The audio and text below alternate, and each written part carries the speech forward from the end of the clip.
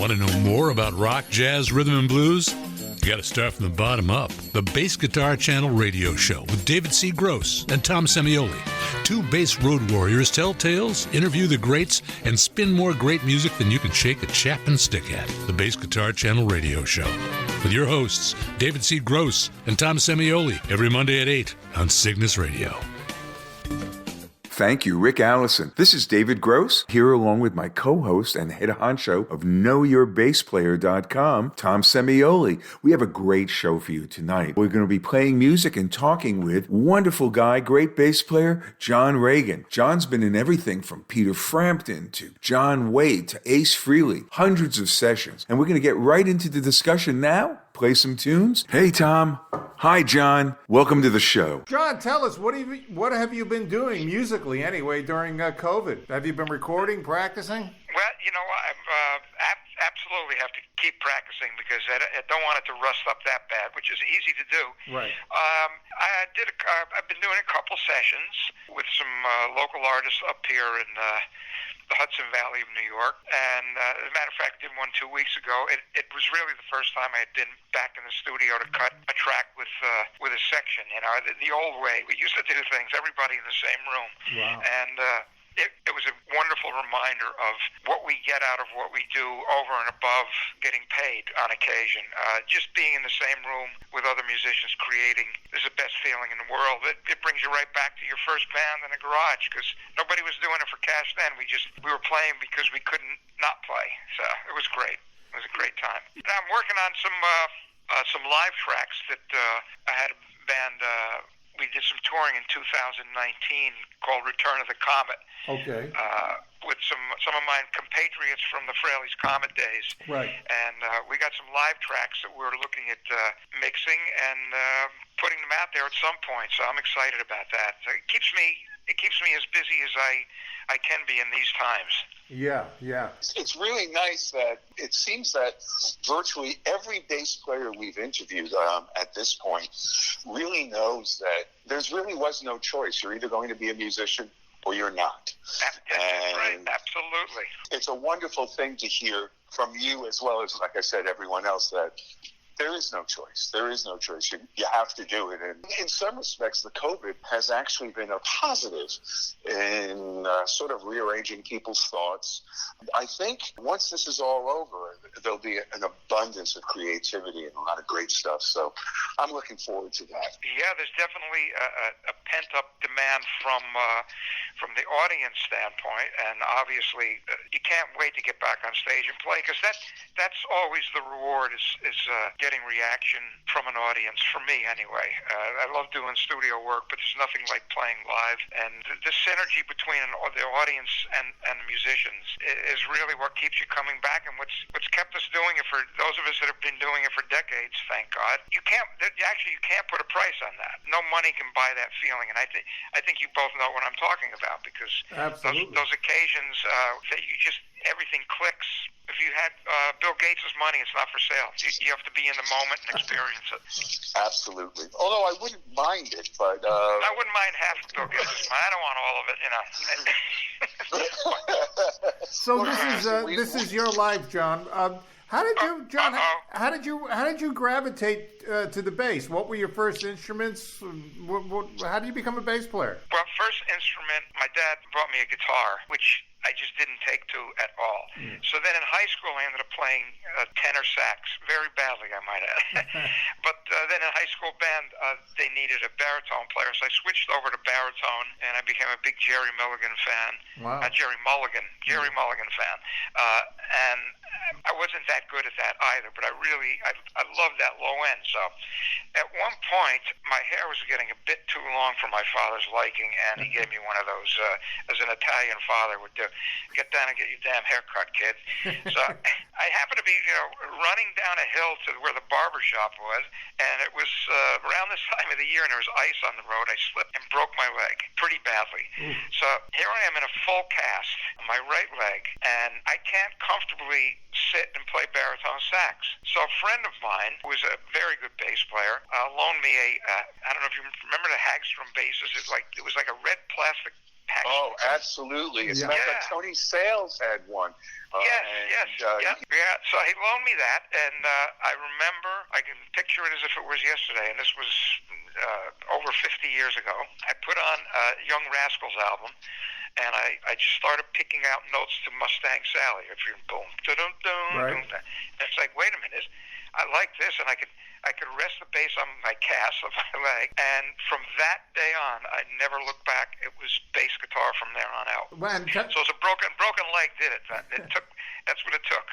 And, That's great. Great. Tell us about your first bands and first gigs, and at what point in your early years that you decided that this was going to be your life? Well, we had, first of all, we got to take it back to what really lit the fire. Most musicians, I've had the good fortune of doing a lot of playing with Liberty DeVito, and we both constantly, it always comes up in conversation no matter what we're talking about. It's like that Ed Sullivan show. Yeah. That first time we saw the Beatles, and it's like, that's it. That planted the seed. Now, at that point, I wasn't playing any instrument, but right. It's like, that is cool. And then born from that was everybody putting a band together. You know, all your buddies. Somebody had a guitar, somebody had a set of drums, and it was basically a bunch of guys in the neighborhood, and we put our combo together. It was off to the races from there. And I want to go back to what we mentioned earlier is we were playing because it gave us an amazing amount of joy. Plus, seeing the girls scream at the Beatles, we figure maybe that's going to work to our advantage at some point in time. But there was nothing like that feeling of playing your first, high school dance, and it was your band. And they used to have things called Battle of the Bands. I don't know if you guys remember those. Yeah. It was great. We were all in the same boat. We were all learning at the same time. That's it. It's just that it snowballed from there. Once you realize, wait a minute, maybe I can play in a club and make some money out of doing this. Then it just kept going. I never really made it. I never, to this day, I still say, one of these days I'm going to know what I want to be, because I never really, I never gave it that much thought, to be honest with you. It's just happened. Well, that's also the best thing about being a musician, because we can stay 15 or 16 for the rest of our lives, no matter what our wives say. Absolutely. You got that right. You have to grow older. You don't have to grow up. You know what? That's a great way of putting it. I love that.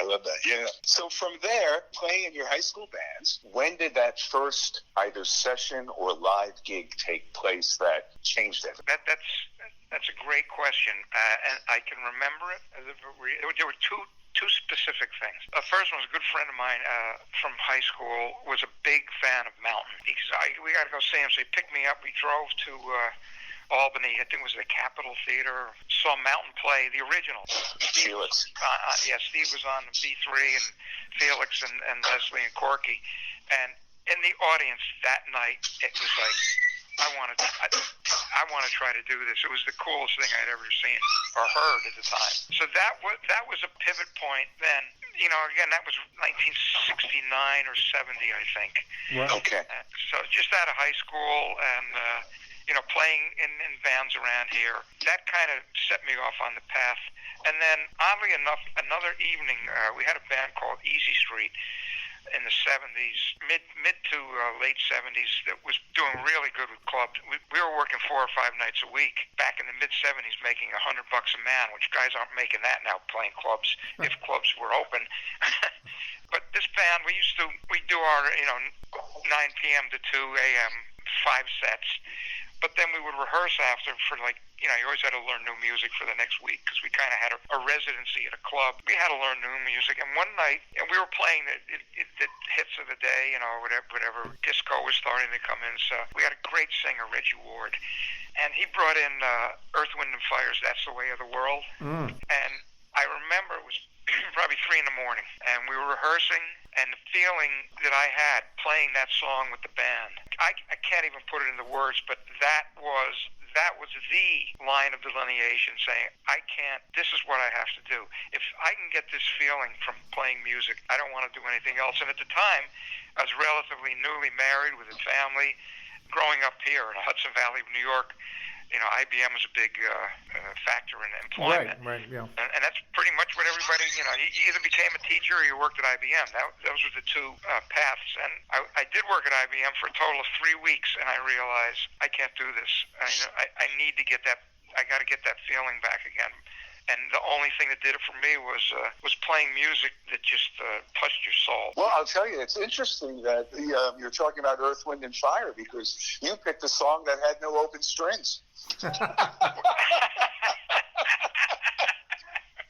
then, think of the myriad of different styles we got to hear. It was everything from Zeppelin to Earth, Wind, and Fire to Bob Dylan. I mean, you were in a top 40 band, and to me, those are probably the best finishing schools for a musician, because you have to play every genre. And of course, AM and FM radio were a lot more democratic than they are now, where they're just exactly, homogenized. So yeah. You can turn on AM radio and you can hear a Donna Summer and a Rolling Stones and a Frank Sinatra track in the same set. And that's what people expected from a band when they went to see them. Your dinner set was different than your dance after dinner set and your dance set in the evening. So you really had to become almost like a studio player, very versatile.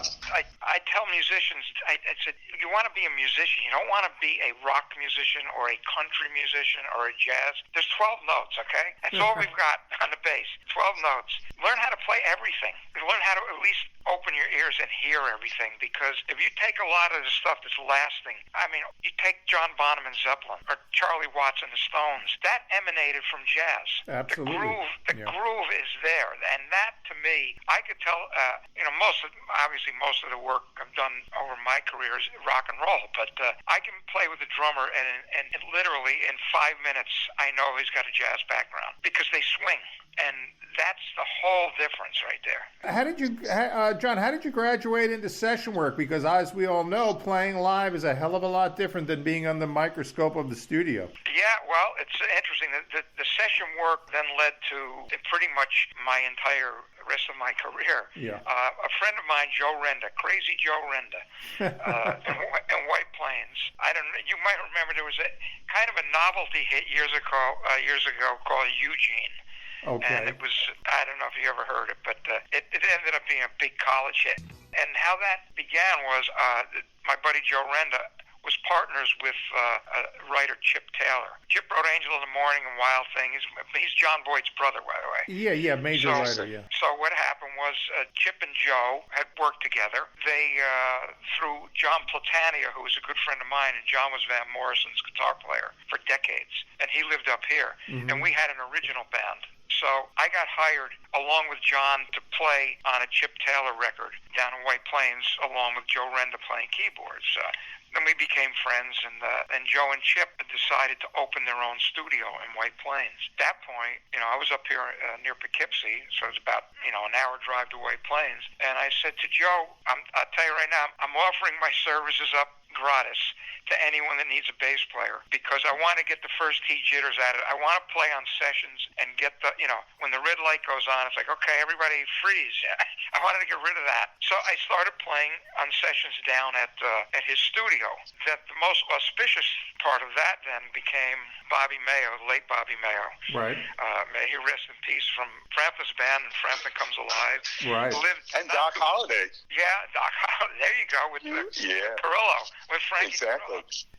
He lived a couple miles from this studio. They were in the middle of a tour in 1979, and Stanley Sheldon had left the band. Right. And Cy almost had left the band, and Jamie Oldacre was playing drums, right. And Jamie brought in Carl Radel, who was one of my... Yes, an idol. Yeah, I mean, Radel was just unbelievable. Well, Carl was not doing well. He was at the end of his life there, pretty much, yeah. It was. So I get this 11 p.m. phone call from Joe Renda at the studio. I'm back at home, and he goes, I got a question for you. Up till then, I was just doing some off sessions, local people. He goes, you want to play with Peter Frampton? I said, stop. What do you want, really? It's late.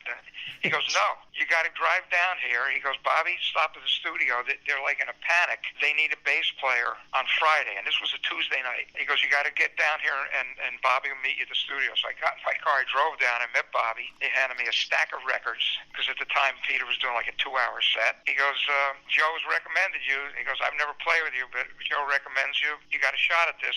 Be ready to play on Friday. So I drove home. I got home around probably 2 in the morning and said to my wife, put on the coffee and keep it coming, because I'm going to be awake for the next 3 days.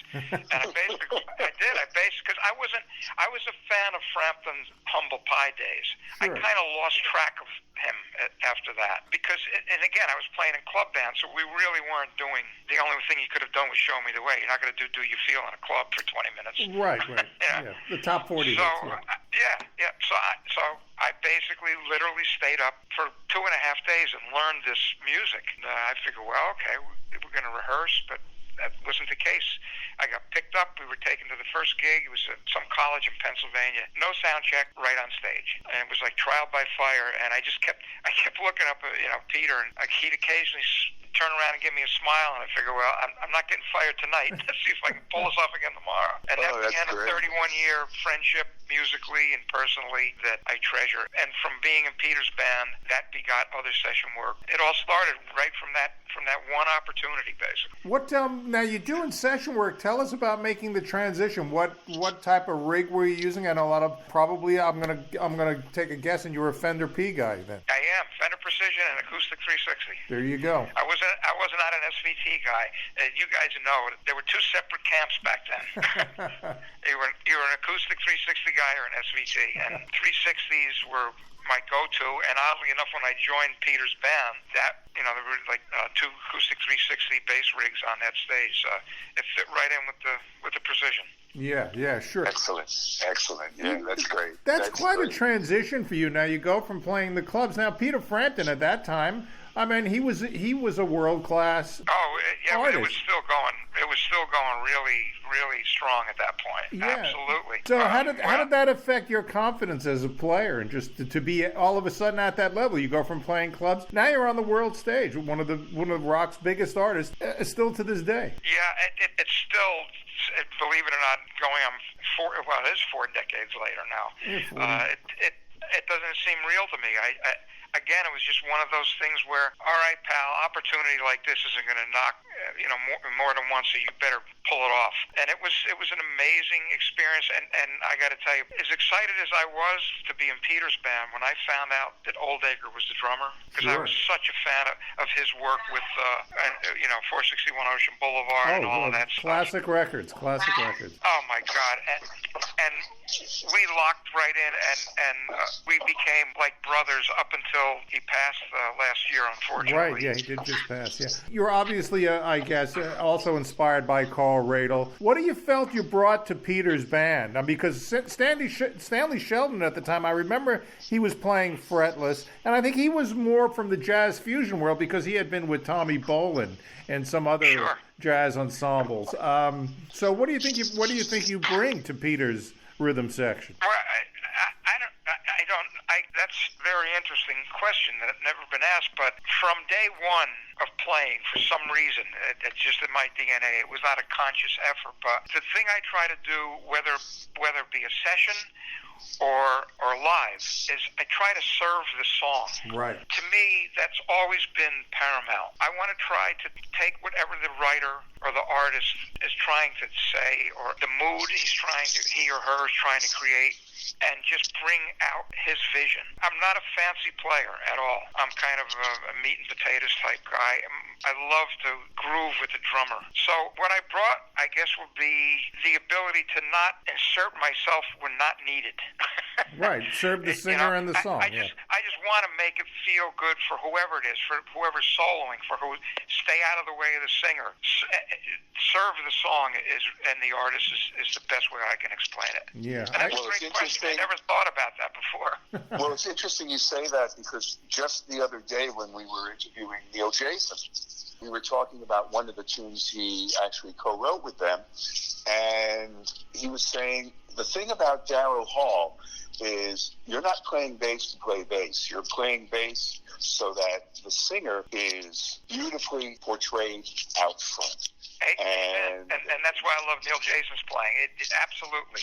That's much more eloquently put than I could have put it. But I agree 1,000%. And another thing that I wanted to ask you, you mentioned the fact that, all right, I'm either prepared or not for the Frampton gigs. You were prepared, and it's important for young players to understand what it is to be prepared and being. It's not that you were just lucky to get it. You were ready to get it because however the gods look down on you, it's your time. Yeah, so a couple of other questions to go along with this train of thought. Obviously, by playing saxophone, you read music, at least to a certain extent. Yeah, badly, but yes. So you had other theoretical knowledge than just today picking up a bass, looking at YouTube, learning a couple of songs and playing. There was an actual thought involved, and I think it's important for all musicians, particularly the young ones coming up, to understand that it's kind of like a basketball player. You see him, and he does all these great free throws and three-point shots, but there were like 10,000 shots before he even got there. Exactly. So there's so much preparation. Can you talk a bit about your preparation outside your gig 5 nights a week? Well, in the beginning, I mean, I remember the bass. I slept with the bass guitar. I mean, it was in the bed. And seriously, if I'd be watching TV, it was on my lap, and I'd learn. I'm watching Barney Miller, and I'm trying to learn the theme. You know, it was like eating and breathing. It was there. So I don't know how to read. Sadly, I let that slip. I was never one for learning scales. To me, it was really always about the groove, which takes me back to Verdine White and Earth, Wind and Fire. Even though Verdine, a jazz bass player, they're classically trained, actually. Yeah, yep. But if you listen to, especially on the recordings, you know, live he's jumping around and playing amazing stuff like a lunatic. But you listen to those records, every note that he plays meant something. It really pocket. It astounds me. No matter what, whether it was touring with Ace Frehley, which was like, you know, the stuff we were playing sounded like, you know, you were standing near a 747. It's just but whether it was Ace or Peter or anyone else I had the pleasure to tour with, my pre-gig routine is a shower with Earth, Wind and Fire playing. It just gets me in the right frame of mind about the groove. To me, it's all about the groove. David, you mentioned education and preparation. Actually, John, I caught you on that first tour, the Breaking All the Rules tour, and I was shocked to see what a hard rocker Peter Frampton was, because I was a little too young for Humble Pie, so I only knew the Peter Frampton that was a pop star on AM radio. But the records, you also got an education. You work with Chris Kimsey and Eddie Kramer on those Frampton records. What did you learn from those guys, these master producers? I just tried to be a sponge. I listened and watched everything that they did. Eddie and I co-produced a lot of the Ace Frehley stuff. Okay. So we became very good friends to the point where we'd be just goofing around and just having fun in the studio. But then on occasion, I'd catch myself sitting next to him behind the desk there and just looking over and going, this guy him and Hendrix invented this. Exactly. I would just, quietly in awe, and then I'd snap back into it, and we'd just start goofing around again. But to be around those guys is an education beyond compare. You can't go to a school for that. I walked into the studio one day, and Eddie's got literally 15 mic stands stretched out all over the tracking room with tape running through it, which was the original way that they got slap and all kinds of different echoes. Sure. Before there were machines to do it. So they invented it. The same way you talk about George Martin with the Beatles. It's like, my God, talk about land. They broke through every barrier there might have been back then, just by being brilliant and geniuses. Yeah, I don't. Did you ever see Humble Pie, by the way? I did not. I wish I had. Just seeing Marriott on stage would have been the treat of a lifetime, because that boy had it all going on. Oh my God! I was at the Live at the Fillmore show that they recorded. As a matter of fact, I'm the person you hear clapping, and. That was you? That was me. I could tell because I could hear my hands. But essentially, that changed my life. Yeah. Ridley, my God. What an amazing player. And then Spooky Tooth, too, you know? Yes, exactly. Yeah, I always felt that that was Peter's favorite bass player. Not to deride any of the rest of us. I know he really looked up to Greg, and they were dear friends. Well, you know, you think about it, Greg, just like you, were good singers. Yeah. And to play some of those parts and sing could be very challenging. Yeah, no, he just, you know, again, another influence. You just take in all this music. We were talking about how fertile the time was back then. This stuff was coming at you light speed. Trying to absorb it was a challenge, but it was a gift too. I mean, all these different styles. You know, now unfortunately, once music became corporate, it's like, oh, this is a hit. Give me 20 more of those. But every band, you could listen to the band, and bass players were all different. Amazing. I'm a big Bill Wyman fan. Oh yeah. Who to me is underrated beyond belief. But you listen to a lot of the stuff that he played. I mean, I know Keith played bass on a lot of it, and then Ronnie Wood later on. But Bill's stuff always stood out. Yeah, to my ears, Bill Wyman was channeled Willie Dixon in his playing in that sense. Yeah, absolutely. He didn't repeat himself a lot either. Never. You know, as a session player, you end up, okay, this is the verse part, this is the bridge part. You listen to Bill, it's freeform. Yeah, that's another topic David and I get into. Like, how come Bill Wyman and James Jamerson can change it up from verse to verse? And God forbid if we do that, we get fired. With Jamerson, I mean, that man was from another planet. That's just beyond my comprehension. I listened to that, and it's like, how did he think of these things? Because he was a jazz player. Yeah, exactly. You know, and if you think about it, Tom and I have this philosophy. We call it pre-Jocko and post-Jocko, and not to deride it at all. But pre-Jocko is Willie Dixon. Pre-Jocko is Jamerson. All the great cats out of England giving us back the blues in the early 60s. Yep. There's so much there, and those are the cats that most of us grew up with, and it's the post-Jocko where things changed. Obviously, fretless became more popular, more of a chops-based. Well, I think bass players started playing more like horn players, because that's what sort of Jocko led everybody into. And then unfortunately, you have, and you know, there are good players too, I shouldn't just say that, but you had a lot of imitators where when, you know, like John, you referenced Bill Wyman, it is very difficult to imitate Bill Wyman. David and I did a show on the Stones guitar players, and while, you know, Mick Taylor and Keith played riffs, you know, the real bass player in that band was Bill Wyman. And who essentially invented the fretless, because he wanted to sound like Willie Dixon. He was too small to buy an upright bass, so he had his little frame, his bass, he carved it up and pulled the frets out. He walks into the Stones, they say, nope, we don't want to hear Bill Haley, we don't want to hear Jerry Lee Lewis. It's time to start learning. And of course, you know, Willie Dixon, Muddy Waters, and all of those folks. And who played on the Chuck Berry records too, yeah. Yeah. It's an amazing metamorphosis when you think. When I was talking about Liberty DeVito before, a couple of years ago, we had the pleasure of touring the UK for 6 weeks with Billy J. Kramer. Remember? Oh yeah. It was one of these. It was called Bringing On Back the 60s, and it was basically a review. So it was Billy J. We headlined, but then you had the Mersey Beats and P.P. Arnold, who was Tina Turner's background singer when Jagger found her and said, "We want you to stay here in England." And all of these bands from the British Invasion, a lot of them. We'd be sitting there in the green room, and it'd be like just full of, you know, there were probably 6-8 acts on every night, and just listening to these guys talk about that time over there that we then got turned on to here. But it was like, it was just saying, we were just a bunch of guys playing in somebody's, you know, living room, or we were trying to take the stuff that was being brought over to America and happened to land in Liverpool because that's where the ships came in, right? And that's where we heard the music first. And it's just interesting because we hold them in such high regard, British Invasion bunch, because that's what got us going, and my people of my age. And we're listening to them talk, and they were doing just the same thing that we did. They were just a bunch of guys having fun.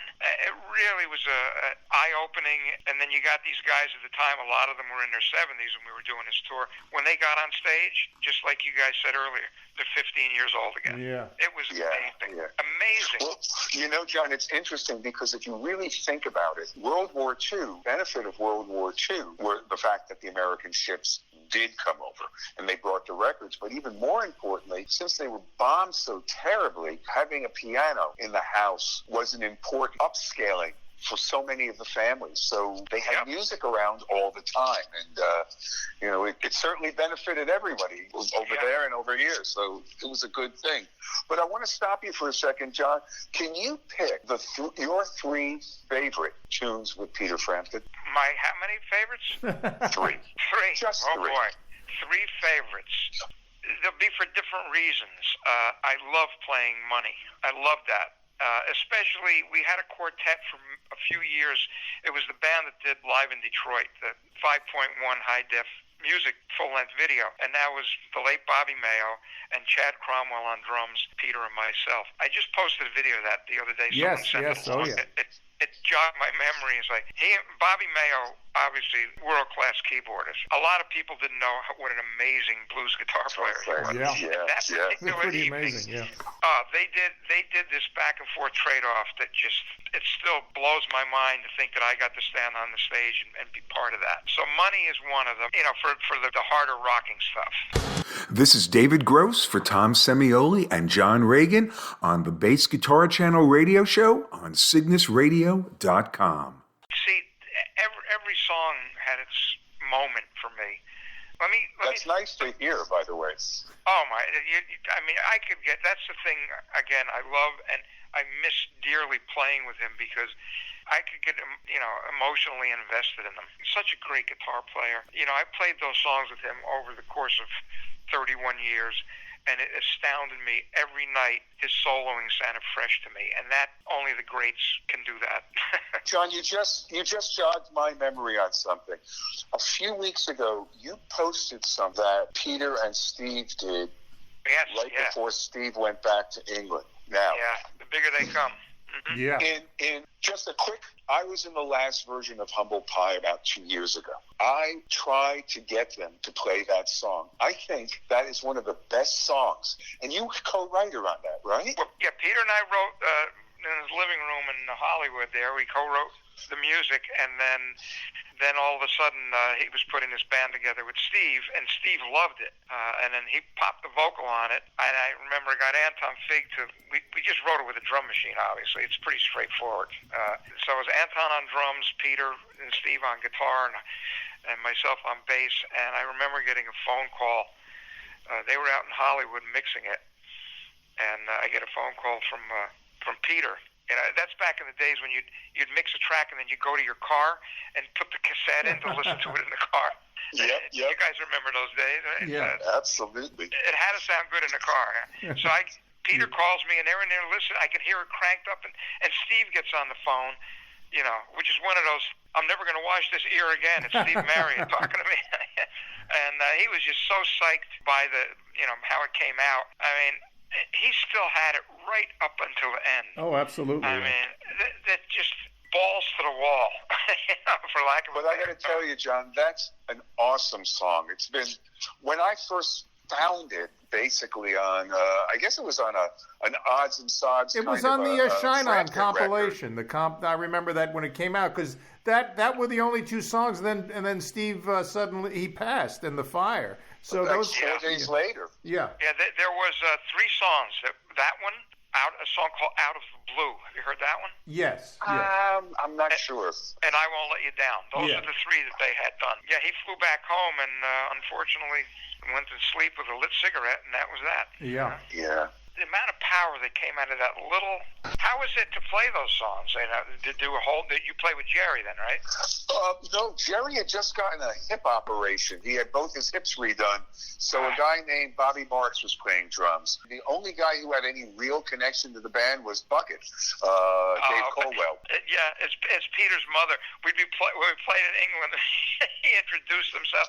He goes, "Oh no, I would call you Bouquet." Bucket was a little too. Yeah, Bouquet. Yeah. But it was fun playing those songs, In its own way, it was a tribute band, but since Jerry still owned the name, it was considered, humble pie. How great it was to play those songs. Let's move forward. So let's put Peter's Mainstay With You, 1983, to bed, and let's move on. What's next? Ace, I guess. Yeah, he finally did come out of the coma that he was in at the studio that day, and we just started chatting. He left Kiss. I wasn't with Peter. Peter was stopped, basically saying, "Hey, I got a studio. You want to come over and jam with Anton Fig?" I said, "Absolutely."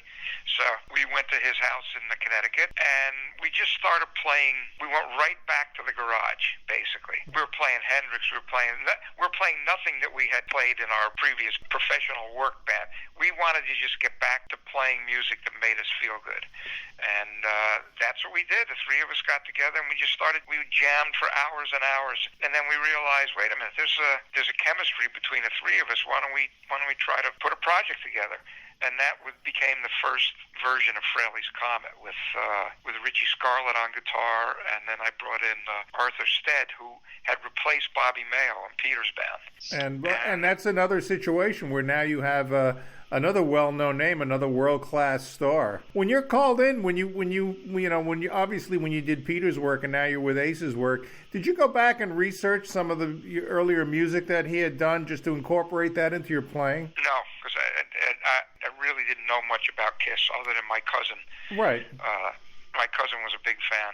I was pretty unaware of them, to be honest. And so, no, I didn't. It's really dawning on me in this conversation how little brain power I've used over my life.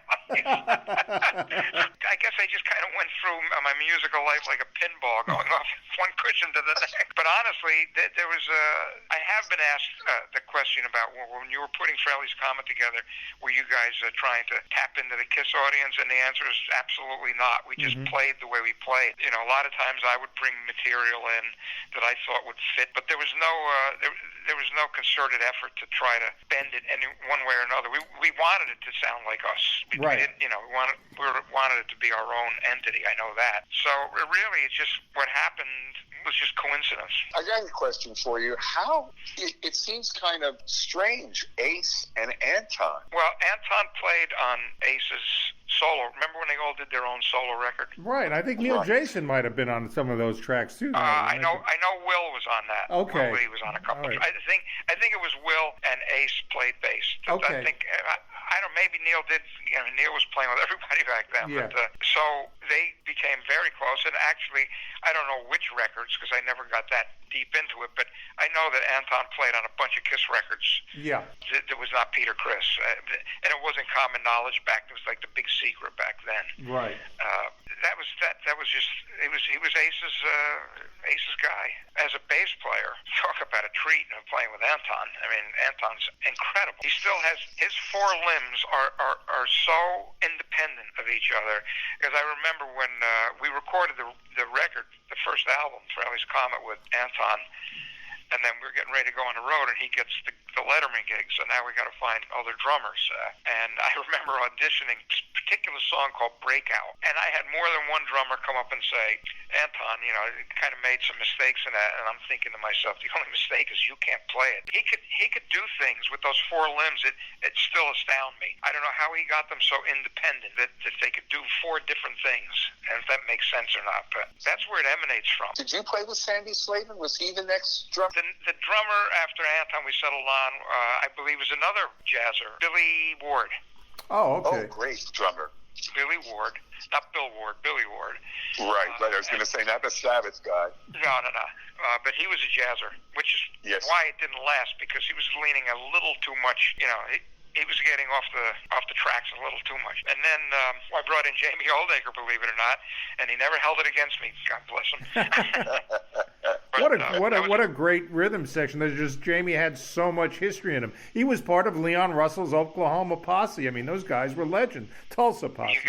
Absolutely, and oddly enough, I had a band after the actually before my club days, around 71, 72, I got hired in a band called Bull Angus, which was on Mercury Records. Right. And I didn't make the records with them. I toured with them. The bass player had left, and they needed somebody, and I played with them for a couple of years. That would have been 71 and 72. And we were touring. We opened for Bob Seger at a bowling alley in Michigan. And Jamie Oldacre on drums, organ player from 461 Ocean Boulevard, Dick Sims on organ. Dickie Sims and Marcy Levy singing background. And there was no bass player. This is before I knew anybody knew a Jamie Oldacre. He was out with Seeger.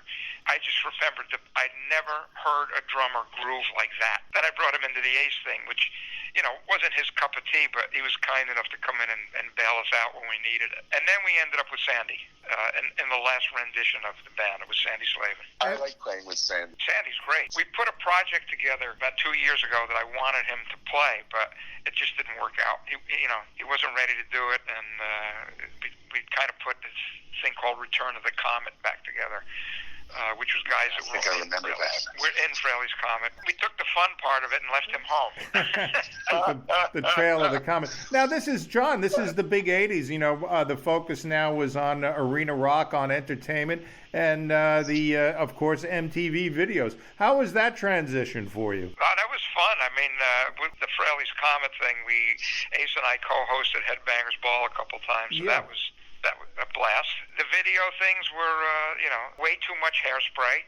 When I had hair, when I had enough hair to spray. As a matter of fact, back then you had the giant hair. I remember being in John Waite band with one of my favorite guitar players and friends, John McCurry. Yes. And McCurry had the big red hair, and Steve Stevens had the big hair with Billy Idol. And I used to joke. I said, I'm gonna come up with $1 million invention. I'm gonna take unused cotton candy machines, and I'm gonna get the Aquanet swirling around and all you got to do is just bend over and stick your hair, and then you'll come up just the way you want to look. Well, full disclosure, my mother was in the hair replacement business, and she did many a rock star coif. Oh, there you go. So I've seen those coifs before they reach their destination. And well, it's a good, tools of the trade. Shades of Don Dockett. Yeah. One of my last conversations with Frehley is like, "Hey, Johnny, I see you getting a little thin. You got to do what I do.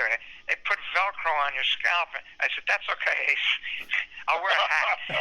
But Gene told me how to do this. It's like, and somebody told me they were playing on a rock cruise with him, and it was getting really windy outside. He started getting pretty scared. Oh, the stories I could tell. Hey, so let's talk about what are some of your choice Ace tracks? I know you co-wrote with him, but what are some of the tracks that stand out during your time with him? Breakout. Track called Breakout. Yeah. That was my favorite one to play, and basically we were in his studio in Wilton, Connecticut, and we're putting the band together, and it's like, well, what do you got here? What kind of little snippets of ideas? And I saw this 2-inch tape sitting on the recorder, and it said Carr Jam, Carr, which was Eric Carr, another amazing drummer that we lost too soon. Right. I said, let's just pull that down and put it on the machine, and the groove to that. Again, it's back to the groove. You listen to the groove of that song. Eric came up, so we turned that one into a song on the first record. So that was actually my favorite song. When we made the first record, Todd Howarth, Todd I met. Again, after we were just at Ace Frehley in like 83, 84, we put the band together. We did a bunch of demos. We got a record deal with a company called Bronze out of the UK. And then the band fell apart. I mean, the label fell apart. So it's like, everybody had to work. We got children, over our heads to take care of. So we all went our separate ways. And that would have been 85, 86. And Anton and I did a tour with Scandal, Patty Smythe. When doing that over in Japan, I met John Waite. Okay. He was touring it. And then when we got back from there, I got a call to join John's band. They needed a keyboard player. So I brought Arthur Stead in, who was in Frehley's Comet, and I met in Peter Frampton's band.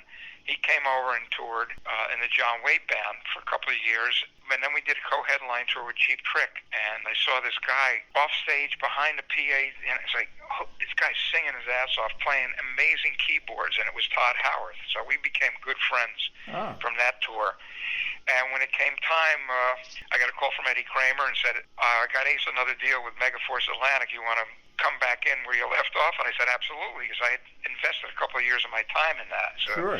that's when we reassembled Ace, Anton, and myself, and we did the first half of the record. And then Richie Scarlett was busy. Arthur was playing with Public Image Limited or something. Everybody was off doing other things. And I said, I tell you, we need a proper singer in this band. And I said, I got the guy who's guitarist, keyboard, singer. He's a triple threat. And Right. that's when I brought Tad Howarth in.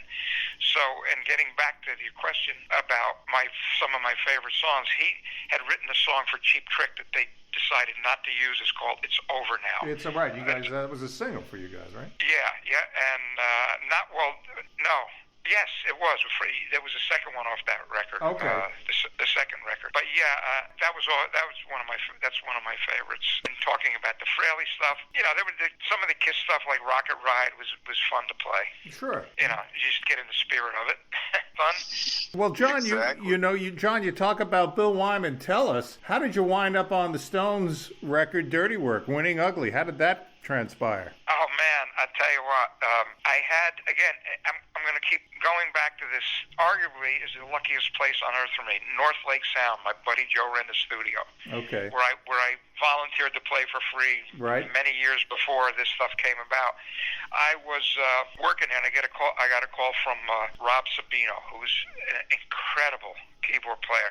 Rob was, if you look at the heyday of Nile Rodgers producing, Madonna, Bowie, all that stuff, Rob was his keyboard player. He's since retired, but he and I were friends from a band he was in, the Sims Brothers band, who opened on the first tour that I did with Frampton. We became friends on that tour and stayed friends. And then he went on and became Niall's guy, and he was on, practically every hit that you heard in that era that Niall produced, it was all Rob. So I'm at North Lake doing a session, and a phone call came in for me, and it was Rob, and he said, hey, I got a session if you want to do it. It doesn't pay any money. But Niall's producing it, and it's for this thing, Live Aid. So, okay. And he says, yeah, they're doing a remake of Dancing in the Streets. They got a bass part on it, but they're not happy with it. They want to replace it. Can you be at the studio? I said, yeah, of course I could be at the studio. So I went down, and there was Niall, who is arguably probably my favorite producer I've ever worked with. Sure. On so many levels. And I'm not taking anything away with it from Eddie Kramer or any of that, but I just did a lot of stuff with Niall, and it was highly memorable, and those were sessions that I never wanted to end. That's how much fun it was. So I went in, and it was at Right Track Studios. I believe it was at Right. No, I don't want to say that. I'm not sure if it was, but be that as it may, I like to when I put bass on, I like to an existing track. I like to do it in the control room. Just crank up. Remember the Uris that used to have those 3 lights, and they push them till all 3 lights are lit, which most engineers didn't like because I'd ruin their ears, but I didn't care. Niall didn't mind. So we get ready. We're going to do a run through. I catch this reflection in the control room glass. The door opens, and right when we're okay, let's take this. We start to take, and I'm looking at, and it's Jagger, because it was him and Bowie. They had already done it, the vocals, and so Jagger walks in, and this is all like a dream sequence to me, even when I'm thinking about it now. I'm tracking it, I'm playing it, and it's the only time that I've ever done anything in one take. Wow. That's how hard I was concentrating. So we finished it, and and I goes, okay, we got it. I said, what are you talking about? He goes, no, we got it. I said, okay. And then now I'm introduced to Jagger. But the thing that sticks on my mind is when we were playing, while I was cutting this, I'm watching him behind me in the reflection dancing around like he's on stage. It was like, that's why this guy is who he is. There's no audience, but he loves music. It was really a profound moment. I've said it in a few interviews before, but it's important for me to repeat it because that's the essence of those kind of guys, those 1 in a million artists. So that was my connection with Mick. And then you go on to record Winning Ugly, and then you do a track on Black Tie, White Noise with Bowie, yes? Yeah. Well, what happened was then, again, I'm in North Lake, and another phone call comes in, and it's like, the secretary goes, it said it's Mick Jagger for John Regan. It's like, I said, yeah, right. Because everybody was now busting my balls about, I can imagine. Shot, right? We hear this story over and over, yeah.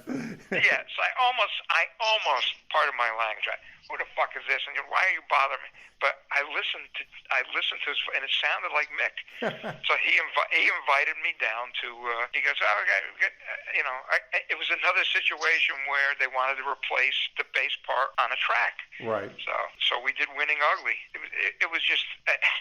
Again, you can't make. I still, when I talk about it, I can't believe it. I actually lived. It's just one fortunate bass player. That's all I have to say. No, as a matter of fact, the funny thing was, back in those days, he and Keith were feuding. Yeah, the Stones. Well, I think, if I'm not mistaken, Mick and Keith and Ronnie lived in New York, and Bill and Charlie were in London. You know, they lived in the UK. So, and they were recording at Right Track. So rather than fly them over. Yep. That's exactly right, and they were feuding so much where Mick would come in and work, and he'd ditch the stuff that Keith did, and then Keith would come in and erase the stuff that. I mean, it was not a good atmosphere. So much so that we finished Winning Ugly, and then first I'm going to go back. When I get in the studio, it's like Steve Lillywhite was producing. Okay. And I said, well, what do you want me to tune to? He goes, hang on a second. He pulls up like 4 different guitar tracks, which none of them were in tune with each other. Because Keith would just come in and pick up a guitar and, start recording, and then he'd play. So I think it was Cheech, whoever was one of the techs that was there, he brought in the old Strobo tuners. Remember those things with the big dial? Preach? Yeah, okay. Yep. And they put up the 4 guitar tracks, and he kind of had the combination of the 4. He had to tune it to something that I could tune to, because again, none of them were. He goes, all right, tune to that. So we tuned up. We do Winning Ugly, and it's like, wow, they really liked it. So how about we start another one, which is my favorite. I only played on a little tiny bit in the midsection of One Hit to the Body. I love that track. Right. And I think but there's a little breakdown, and it's literally 8 bars that I got to play on, and then they said, well, let's go to the top and we'll start over again. You have a go at it. I said, great, absolutely. And a phone call came in. It was probably at that time about midnight. And Steve, the producer, Steve Lillywhite, puts the phone down, and he literally turned Lillywhite. And it's like they each had spies on each other, Keith and Mick. And the phone call was, Keith is on his way to the studio, and he's drunk, and he's got a gun. They shut that set. You never saw a 2-inch tape come off a machine so quick in your life. And we went out the fire escape. So what's coming up? We put this Return of the Comet project together just to get out. A friend of mine, Tommy Higgins, who works with Aerosmith, was a fan of the Frehley's Comet stuff, and he goes, do you guys ever think of putting the band together, going out and playing, without Ace, with the guys who are in the band? I said the only way I would do it is if we could have Richie Scarlett, who was the original singer and guitar player, right, in the first version, and Todd Howarth. We had to make sure that those guys were okay with it, each other, and they were. I mean, it was a lot of fun. And, we did a few shows that went over well, and then we were hoping to move on into 2020 and before the brakes got put on and we came to a screeching halt. So the thing I'm hoping to work on is the live tracks that we got out of those 6 shows that we did. So that don't have a label, not even sure. We might just put it on ourselves because it's such a different atmosphere now, putting music out. But we're talking to a couple people, so that keeps me occupied. What are your thoughts on that, John? I mean, obviously you being a product, we're all products of the album era. The idea of the long player, is it relevant anymore? I mean, I listened to the records you played on from start to finish. I listened to them as whole pieces of music. But now, maybe you got to put all your weight into one song. I mean, what is it, the best of times or is it the worst of times, you think? It's a bizarro times on every level. Like you said, when we all were making records, I think Sinatra was the first one to do records that were kind of like... concept records, yeah. Yes, exactly. And they, from start to finish, you were taking the listener on a journey. Right. Doing the one-offs, it has the feeling of doing jingles. It's like a one night stand. You mean I'm done already? Okay, see ya. But it is what it is, so you have to embrace it. Right now, I don't know what shape this business is going to come back as. It's going to be very challenging. I just read an article this morning about, they've just canceled all of the festivals pretty much around the world for this year. Yeah, 2021 I think is a washout. I don't think... I do too. Yeah. But the problem, you're going to have a lot of people just, fortunately, I'm on the back, not just on the back nine, I'm probably on the 15th hole of the back nine. But the guys that are just getting ready to go out, I feel for them because they have young families, they have bills to pay, as we all do, but we have bills to pay. But these guys were, out there working. They lost at least a year. It's probably going to be 2 years. And what I'm hearing from a lot of people is Home Depot isn't that bad. It's a steady check, and I get benefits. Yeah. So obviously, plenty of musicians going to want to be out there and play, but it's going to be a very different animal, I think, when we come back, because there's still going to be a hesitancy to be in a crowd, and that's what I get from just talking to friends, and there's going to be just business restrictions from the business side of it. I believe that talking to enough promoters, between 70 and 80% is their break-even point, and then the rest is their profit. So, but if you're going to limit a venue to 50%, unless you get the artist to work for half. Right. But then the bus company's not taking half. The airlines aren't taking half. Right. Sure. It goes all the way down the line, yeah. I don't think it's going to be enough to make a difference. Take a lot of creativity. I just hope and pray that it comes back, because a world without that, the beginning of our conversation, an audience and an artist, that connection, you can't get that anywhere else. It can't be. You can't watch it on your 65-inch TV with your surround sound. It's not the same. Exactly. Absolutely. And, it's funny you say that, John, because I was just talking with Tom a couple of days ago. The Village Vanguard is doing a Friday, Saturday night thing where the musicians play. It's a 4-camera shoot, and it sounds phenomenal. But the guys in the band are wearing masks. It's just so bizarre. And no one's in the audience. I know, and I don't care what they say. I mean, we used to specifically, different bands when we were rehearsing for a tour, right near when you're just getting ready to go out, invite some people in because you play different. I don't care what anybody says. Absolutely. You guys know. Absolutely. You just, it ups your game. I miss that so much. I really do. And I hope it comes back while I still have all my teeth. All right, gentlemen. Very cool. All right. So, John, thank you again. Oh, wonderful are you kidding me? you. My pleasure. Both of you guys. Listen, you got my numbers. I'm up near Poughkeepsie. So if somebody gets up to Woodstock, let's. Yeah, we'll see after the plague. We'll see after the plague. After the plague. No, we'll all get our teeth done. That sounds like a Mel Brooks movie. After the plague. All right, gentlemen. You guys take care. Bye-bye. So that's our show for tonight. I want to thank John Regan for taking the time to tell us some stories and such. It was great. And Tom Semioli from KnowYourBassPlayer.com, thanks again. We will see you next week. Next week, we have a real special show for you as well. This show features acoustic bass player Larry Grenadier. It's going to be a very interesting show, and have a great week. See you next week. This is David Gross for the Bass Guitar Channel radio show. Have a good night. CygnusRadio.com.